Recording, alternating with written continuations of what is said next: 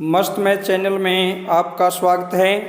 Channel को subscribe करें, bell icon को दबाएं व ज़्यादा से ज़्यादा शेयर करें। प्रश्न नंबर है 7 करेंगे। इसमें इसकी स्टेटमेंट देखिए 7वें प्रश्न की। कमीज के कपड़े का भाव 50 रुपए प्रति मीटर और पतलून के कपड़े का भाव 90 रुपए प्रति मीटर है। यानी क्या है, वर्दी बनाने के लिए हसन ने स्कूल की वर्दी बनाने के लिए कपड़ा खरीदता है और उसमें कमीज के कपड़े का भाव 50 रुपए प्रति मीटर और पतलून के कपड़े का भाव 90 रुपए प्रति मीटर है।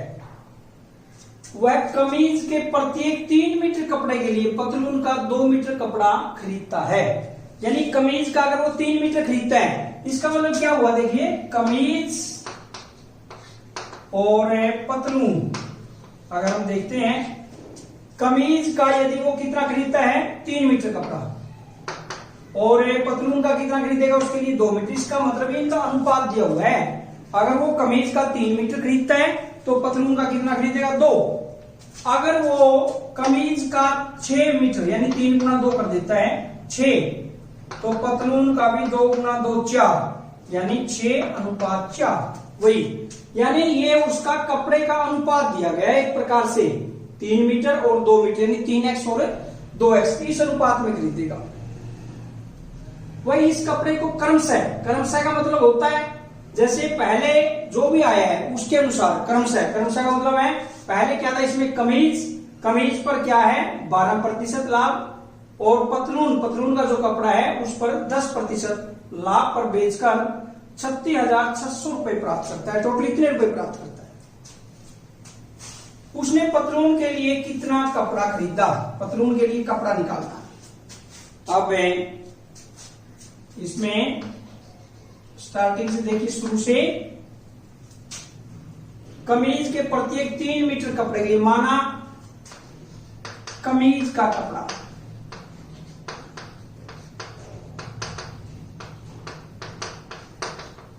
3x मीटर, यानी वो कमीज का कपड़ा 3x मीटर खरीदता है और ऐसे ही पतलून का कपड़ा खरीदता है वो 2x मीटर।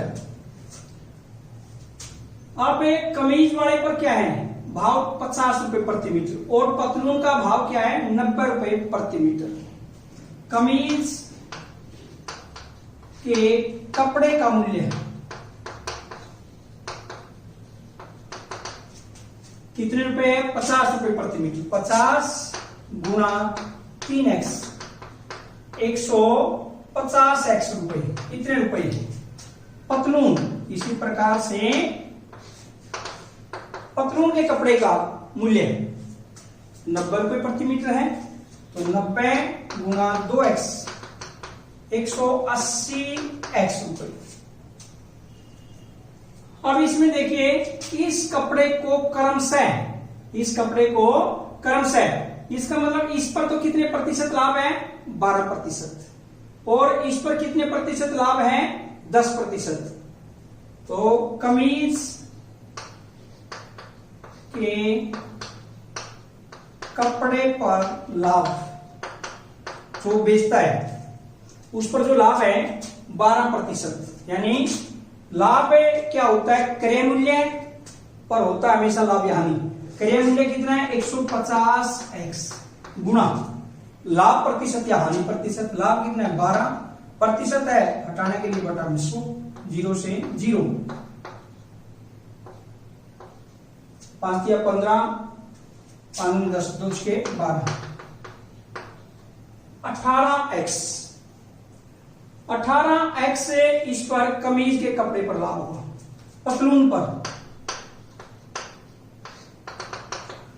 पर लाभ कितना 180x है उसका क्रय मूल्य, गुणा में लाभ 100, ये 10% लाभ, प्रतिशत हटाने के लिए 18x, इतने रुपए कमीज के कपड़े पर लाभ है 18x रुपए और पतलून पर है 18x रुपए। तो कमीज के कपड़े का विक्रय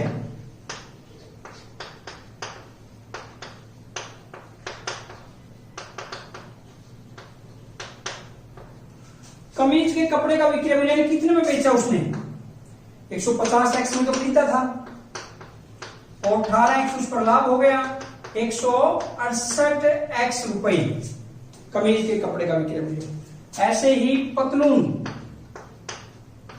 के कपड़े का विक्रय मूल्य, क्रय मूल्य कितना था, 180x प्लस 18x 198x, ये हो गया पतलून। और इसमें बेचकर इतने रुपए कमाता है कुल, अब प्रश्नानुसार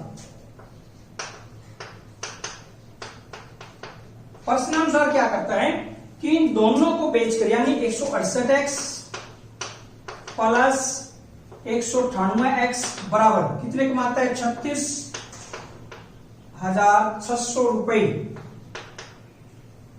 रुपए तो लिखने की याद जरूरत नहीं है क्योंकि दूसरी साइड है ये।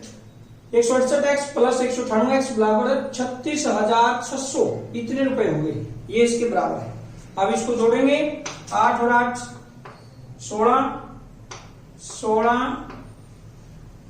कितना आ गया, 8 और 8 है 16, 1 9 और 6 15 और 1 16, 366x से बराबर 36,600 या x बराबर 366 100, x का मान कितना आ गया, 100। और इसमें किसका कपड़ा पूछा है, पतलून, इसलिए पतलून का कपड़ा बराबर 2x मीटर है, 100 गुना 2 200 मीटर याद। अब दोबारा देखिए, इसमें माना कमीज के कपड़े का मूल्य 3x, पतलून का 2x, कमीज के कपड़े का मूल्य कितना बन गया, यानी तो कपड़ा था उसका 3x मीटर खरीदा कमीज का, पतलून का 2x, 50 रुपए रेट है कमीज के कपड़े का, तो 50 गुना 3x 150x। ऐसे ही पतलून का रेट कितना, 90 रुपए, तो 90 गुना 2x 180x रुपए।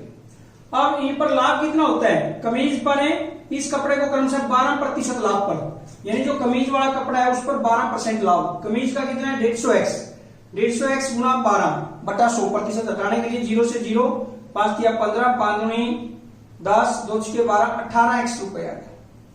ऐसे ही पतलून का 180 है और उस पर 10% लाभ है, 180x गुना 10 बटा 100, 0 से 0 कैंसल, 1 0 से ये, दूसरी से ये, 18x रुपए आ गया।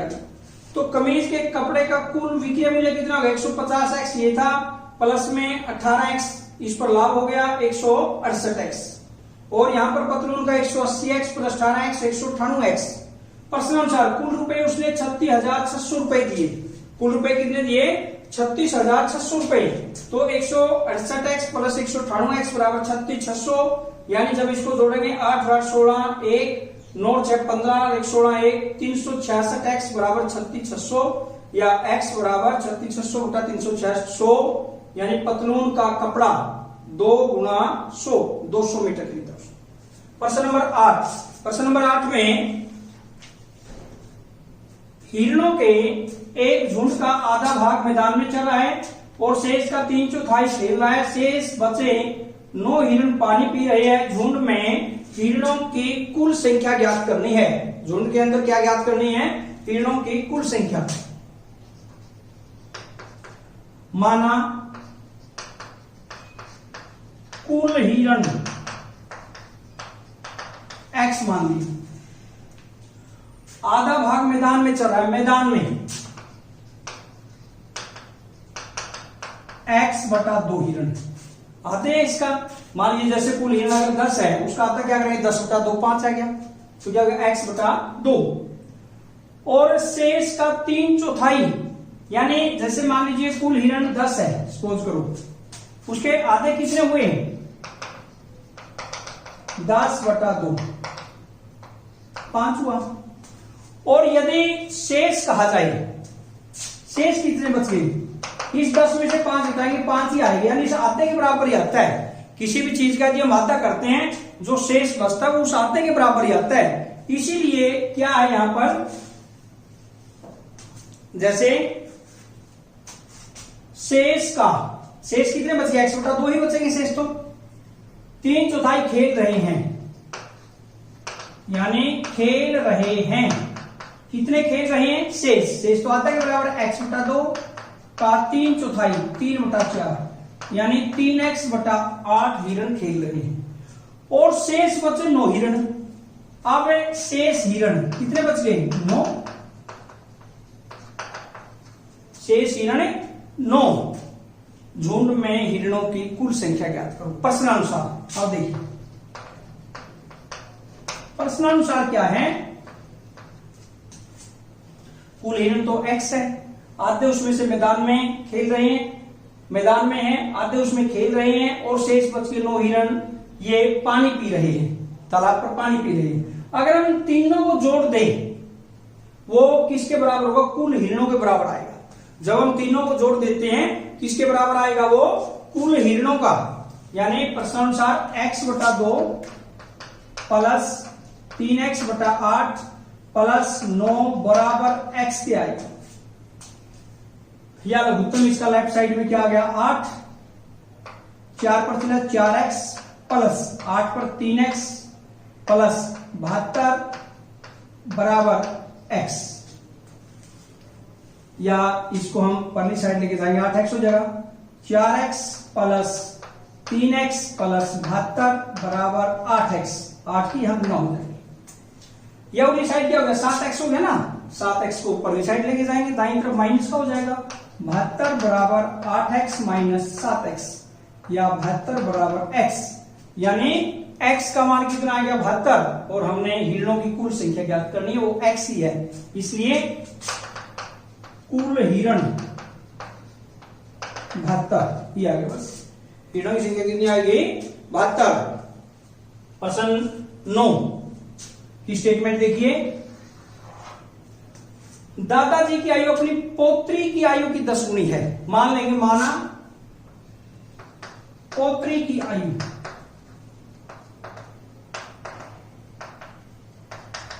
x, और दादाजी की आयु कितनी है, उसकी पौत्री की आयु की 10 गुनी है, 10x। दादाजी की आयु कितनी है, उसकी पौत्री की 10 गुनी।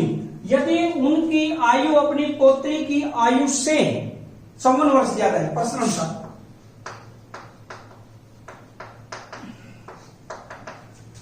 प्रश्नानुसार जो दादाजी की आयु है उसकी पौत्री की आयु से 56 साल ज्यादा है, यानी अगर इसमें से ये घटा देते हैं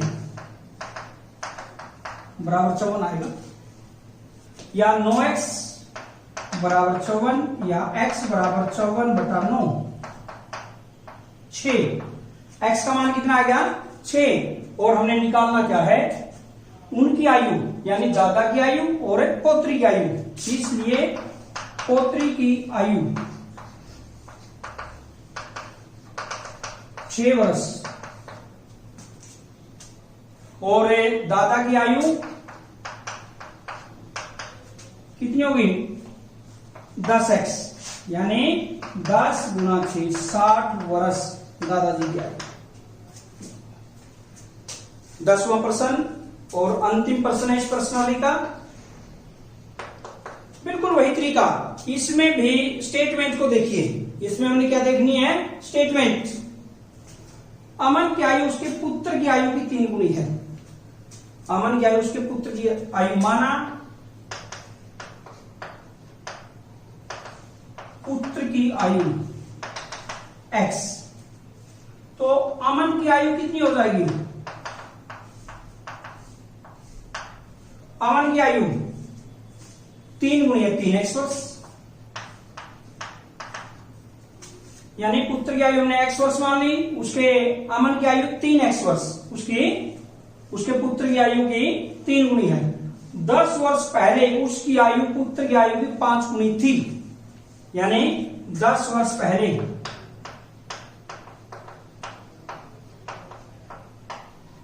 पुत्र की आयु x माइनस 10 साल कम कर देंगे, और 10 वर्ष पहले ही अमन की आयु 3x माइनस 10 साल इसकी कम कर देंगे।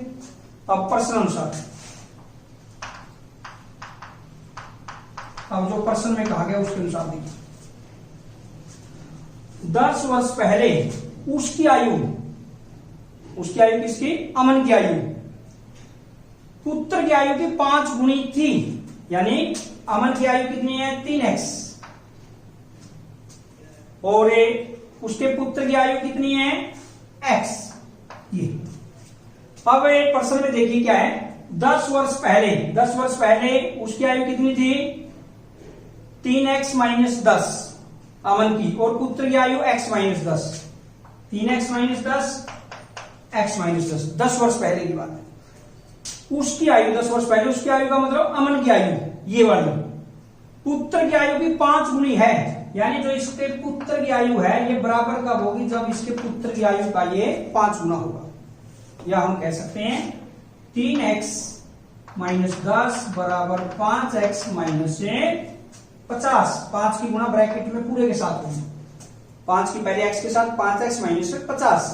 इस 3x को ऊपरली साइड लेके जाएंगे माइनस हो जाएगा, इस माइनस को ऊपरली साइड लेके आएंगे प्लस हो जाएगा, यानी माइनस 10, या एक इसको ऊपरली साइड ले आए, एक की बात 3x माइनस 5x कर लिया, प्लस का 5x ऊपरली साइड ले आए, ये बराबर माइनस 50 माइनस के 10 प्लस 10, या हम कह सकते हैं माइनस 2x बराबर माइनस 40। माइनस 2x बराबर किसके हुआ? माइनस 40 के, या माइनस से माइनस कैंसल, x बराबर 40 बटा 2 20। x का मान अपने पास कितना आया? 20। अब निकालनी क्या है? उन दोनों की आयु, दोनों की आयु का मतलब है पुत्र की आयु, इसलिए पुत्र की आयु कितनी बढ़ गई?